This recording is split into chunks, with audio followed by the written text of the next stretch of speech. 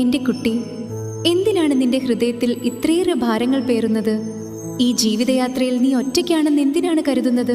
നിന്റെ മൗനത്തിലും നിന്റെ കണ്ണുനീരിലും മറ്റാരും കേൾക്കാത്ത നിന്റെ കൊച്ചു പ്രാർത്ഥനകളിലും ഞാൻ എപ്പോഴും നിന്റെ കൂടെ ഉണ്ടായിരുന്നു.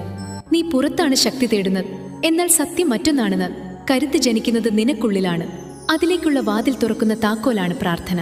പ്രാർത്ഥിക്കുമ്പോൾ നീ എന്തെങ്കിലും ചോദിക്കുക മാത്രമല്ല ചെയ്യുന്നത്, മറിച്ച് നീ നിന്നിലെ ചൈതന്യവുമായി ചേരുകയാണ്, നിന്നെ തന്നെ സമർപ്പിക്കുകയാണ്. നീ യഥാർത്ഥത്തിൽ ആരാണെന്ന് സ്വയം തിരിച്ചറിയുകയാണ്. പ്രാർത്ഥന എന്നത് വെറും വാക്കുകളല്ല, അത് നിന്റെ മനസ്സിന്റെ നിശ്ചലതയാണ്, നിന്റെ ശ്വാസത്തിലുള്ള വിശ്വാസമാണ്, ഇരുട്ടിലും തെളിയുന്ന ആ ദൈവികമായ ക്രമത്തിലുള്ള നിന്റെ ഉറപ്പാണ്. ജീവിതത്തിൽ പ്രതിസന്ധികൾ ഉണ്ടാകും പാദം, അത് ഈ ലോകത്തിന്റെ സ്വാഭാവികമായ രീതിയാണ്. തിരമാലകൾ ഉയരും, കൊടുങ്കാറ്റുകൾ വരും, വഴികൾ അവ്യക്തമാകും.